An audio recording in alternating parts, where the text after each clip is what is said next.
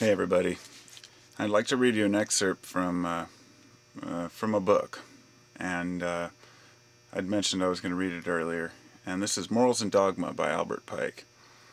And I don't really care about the, negative return I will get by posting this and with the Freemason logo there, but whatever. I find this chapter to be the most important one that I've read so far, and I'd just like to share it with you. It's it's not the kind of thing that most people would read in their time, but this is Elu of the 15. It's illustrious elect of the 15, one of the degrees, and within that degree there are some important factors that I think that people should know, because this relates to all of us. And so I'm just going to go ahead and read it. It's speaking of the idea of using God as a cruel person as being ludicrous, and then it gets to this point. Man never had the right to usurp the unexercised prerogatives of God and condemn and punish another for his belief. Born in a Protestant land, we are of that faith. If we had opened our eyes to the light under the shadows of St. Peter's at Rome, we should have been devout Catholics, born in the Jewish quarter of Aleppo. We should have contemned Christ as an impostor. In Constantinople, we should have cried, Allah, Allah, God is great, and Muhammad is prophet. Birth, place, and education give us our faith. Few believe in any religion because they have examined the evidences of its authenticity and made up a formal judgment upon weighing the testimony. Not one man in 10,000 knows anything about the proofs of his faith. We believe what we are taught, and those are most fanatical who know least of the evidences on which their creed is based. Facts and testimony are not, except in very rare instances, the groundwork of faith. It is an imperative law of God's economy, unyielding and inflexible as himself, that man shall accept without question the belief of those among whom he is born and reared. The faith, so made a part of his nature, resists all evidence to the contrary, and he will disbelieve even the evidence of his own senses, rather than yield up the religious belief which he has grown up within him. Flesh of his flesh, and bone of his bone. What is truth to me is not truth to another. The same arguments and evidences that convince one mind make no impression on another. This difference is in men at their birth. No man is entitled positively to assert that he is right, whether other men, equally intelligent and equally well informed, hold directly the opposite opinion. Each thinks it impossible for the other to be sincere, and each, as to that, is equally in error. What is truth? Was a profound question, the most suggestive one ever put to man. Many beliefs of former and present times seem incomprehensible. They startle us with new glimpse into the human soul, that mysterious thing. More mysterious, the more we note its workings.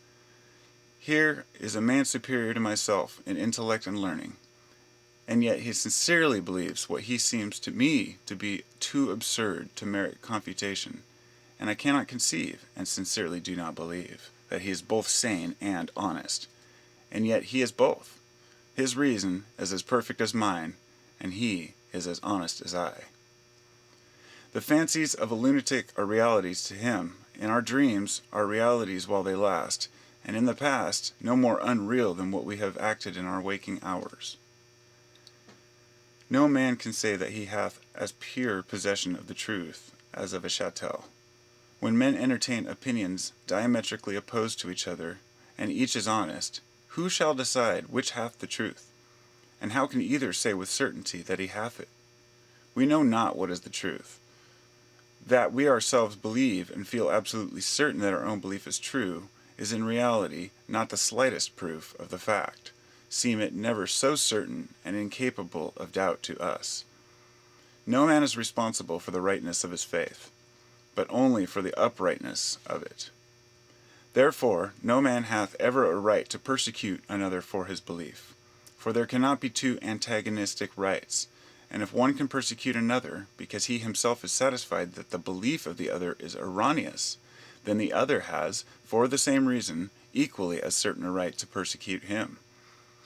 The truth could come to us tinged and colored with our prejudices and our preconceptions, which are as old as ourselves, and as strong as a divine force. It comes to us as the image of a rod comes through the water, bent and distorted. An argument sinks into and convinces the mind of one man, while from that of another it rebounds like a ball of ivory dropped on marble. It is no merit in man to have a particular faith, excellent and sound and philosophic as it may be, when he has imbibed it with his mother's milk. It is no more a merit than his prejudices and his passions.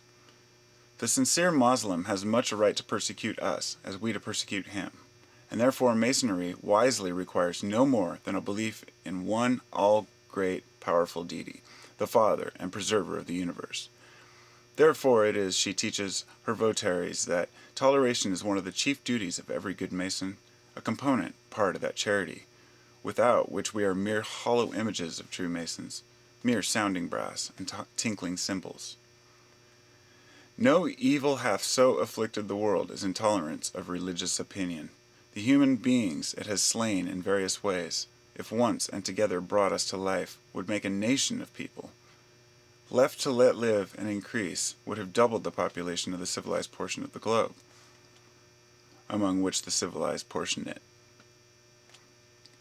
Chiefly is that religious wars are waged, the treasure and the human labor lost, would have made earth a garden, in which, for his evil passions, man might now be as happy as in Eden.